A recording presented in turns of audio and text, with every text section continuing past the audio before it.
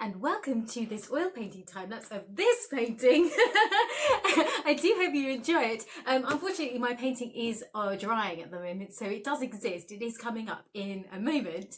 I just thought I'd say thank you so much for your amazing comments on my last video, as always, and I hope you're all super well. In case I'm going like this all the way through my video, as usual, it's a kind of dust. It's not proper dust. I wish it was, because it would be so much easier to get rid of. It's actually pastel dust. I can see it's driving me mad. I'm quite a clean freak, so it really gets on my nerves. But it's from soft pastels, as artists who will totally understand if you're an artist watching and you've used them before, because they do tend to leave this this kind of powdery dust effect, which is really nice on the actual page. But when you try and clear stuff away, which is what I've been trying to do, I've been getting rid of some of my really old art, which is not so impressive in my opinion. So I've been trying to clear things out. And unfortunately now this dust is everywhere, because I was ripping up some of the sheets that I would put some of the pastels on. And so it was like pastels in the background, and then you just kind of get rid of the sheet and put it in recycling, whatever. So I was ripping some of that up to clear some space, and it's now left this kind of like cloud of dust everywhere. And so I don't even know where it's gone. I think I kind of like tried to clean it all up, and anyway, it's not really that interesting. I don't know why I'm telling you. Once again, I hope you're all super well and having a great week.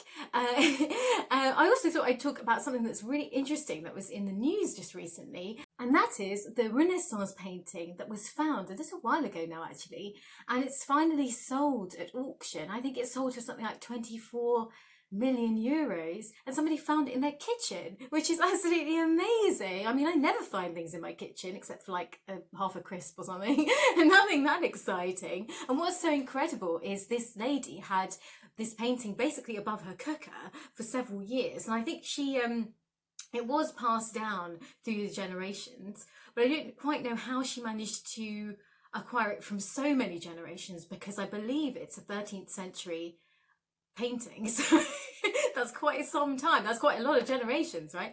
But it's quite incredible because, well, art very rarely makes the news, like the main news anyway, which is really sad. But nobody really talks about art that much in the news, and so the fact that it is such a big event, and the artist is a really quite incredible Cimabue, Italian artist. You can see, in fact, some of his art in the National Gallery, but there isn't that much of it, because he only painted a few paintings. There's so few that this painting is so unbelievably rare, so I can understand why it's sold for so much. What is quite interesting though is that I think a lot of people who I've spoken to who heard about this were kind of a bit like, was that painting actually that good? And I think it was really good. If you haven't seen it, it's available somewhere online. I mean, I was going to insert a picture here, but because of YouTube's weird copyright system, I didn't want to chance it and get my copyright thing, because last time I did put a piece of music in one of my videos which actually didn't have a copyright, even though I checked out so much. I did all my research. It said it was copyright free. It was on like Wiki Commons or something. So you'd think that it wouldn't have anything. But then the next day it was claimed by Paul McCartney. And I was like, what? How is he claiming this? Actually, it was at first, it was claimed by Paul McCartney and John Lennon. And when I actually saw it, I just read John Lennon first, and I thought, how can John Lennon claim a copyright? Like, I was so confused. But anyway, so I'm not going to risk it. But this amazing artist, he is sort of didn't paint very much, and this work was of Christ, I believe, being mocked somehow. And I think it's really beautifully done. What's so amazing about the Renaissance is that the demand for the paintings, and obviously the scarcity, is just, it's so immense. And often people ask me, why is the Renaissance so important, and why do people care about it so much, and why is that art in that particular time period so sought after? And I definitely should make a video about this, because well, if you guys want to learn about it, it might be quite interesting if you are interested. And also, I suppose listening to an entire documentary that's like 2 hours long, whatever, can sometimes be a little bit dull. So I could talk about it if anyone wants to know.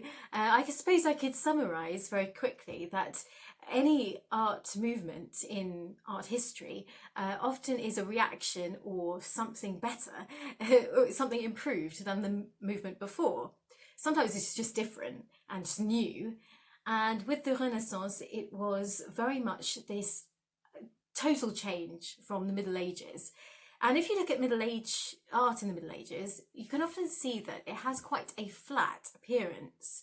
And art during this particular time was very much focused on Christianity. It was very much focused on religion. So the Renaissance artists really changed the way that religious figures were depicted in art. They went and looked back at the Romans and the Greeks, and then they also added this idea of dimension in paintings and making art much more naturalistic and much more three-dimensional. Also, the figures to be much more relatable. Cimabue, for example, painted Christ on the cross, and he had a lot more pain and sadness. He was bleeding at his feet. You could feel his suffering in the painting. You could actually feel his sadness in the way that he was painted. And that was quite an amazing skill to be able to do that. I think he had incredible skill, which is why he's so famous. And also which is quite funny really, in the Renaissance era, you had the introduction of the famous artist, the celebrity, because before, well, in the past, artists were considered like the sort of lowest form of human. They were not considered very great in society at all. And when Michelangelo came along, he became a huge art celebrity.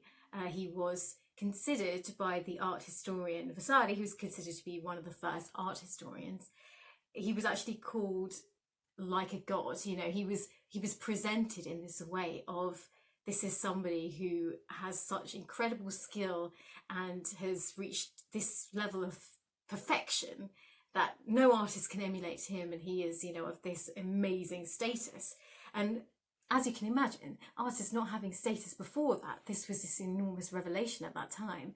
So this is just a few reasons why the Renaissance is so interesting to discuss. It was this amazing rebirth. It was an amazing time for artists such as Da Vinci and Michelangelo, Donatello, so many, Titian, so many. You can just, you know, go on and on.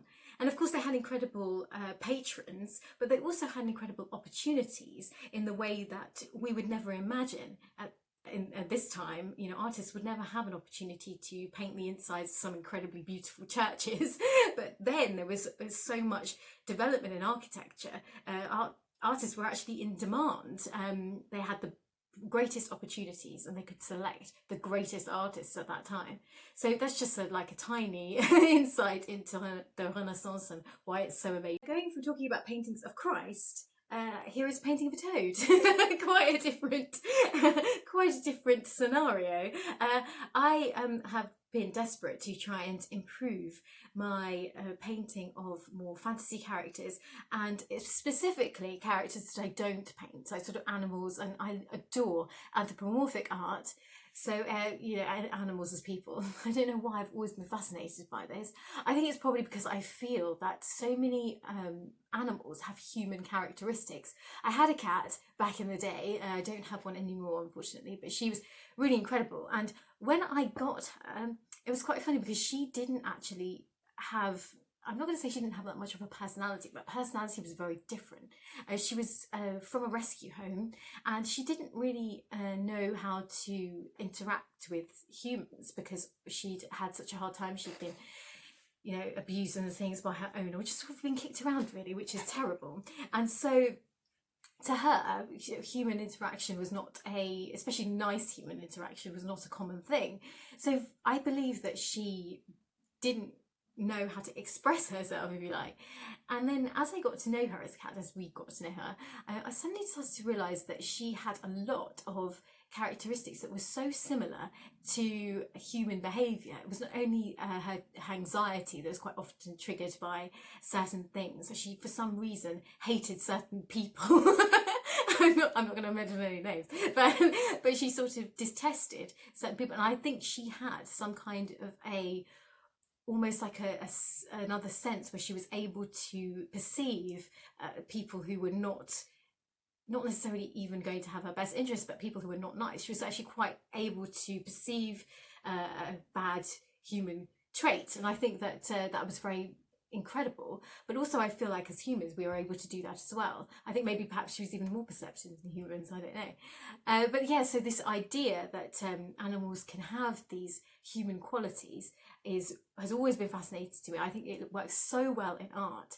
And I think that when you're talking about toads and frogs, perhaps maybe invokes the memory of Wind in the Willows. I was a huge fan of this book, but I have to confess I can't really remember very much of it. I read it when I was extremely young, and even though I remember most texts I read when I was very young, I can't actually remember the majority of it, but I did absolutely adore it. I think it's so brilliant. It sort of fits in with that whole idea of animals having these human flaws, and I know that the toad, the character in that book, had a lot of flaws. I was going to look up the story of The Wind in the Willows before I came on camera, and I didn't get the chance, which is why I'm just rambling on about this. But I do think that I didn't actually want to base this character on that character in the book, but I do think that if you are interested in anthropomorphic art or fantasy characters, and that's a great book to look into. I do believe there is an animation. I have seen it, and again, I don't know why, but my memory of it was oh no, I do know why. Don't think I saw the whole thing. I think I saw like 2 minutes of it, and then I was like 2 minutes in the ending or something. But I do know that he was quite this irresponsible character, and I just loved the idea of having this toad-like character who is kind of, you know, when I think of toads, when I see them, I wouldn't say that I necessarily think that they would be unreliable, but there's kind of this sly sort of, I feel like they could be quite sly, like if they had a humanish quality. So I wanted to depict that in this painting. I actually had such a hard time with this painting. I had a really difficult time getting the face right and the expression, and it really has not actually come out how I wanted it to. I think I would have preferred to work on it for probably another week, and then it would have finally been able to get the appearance that I wanted it to. But this video had to go up, so I decided to just finish it as it was. I hope to be able to start my artwork for next week much earlier, so then I won't have this regret.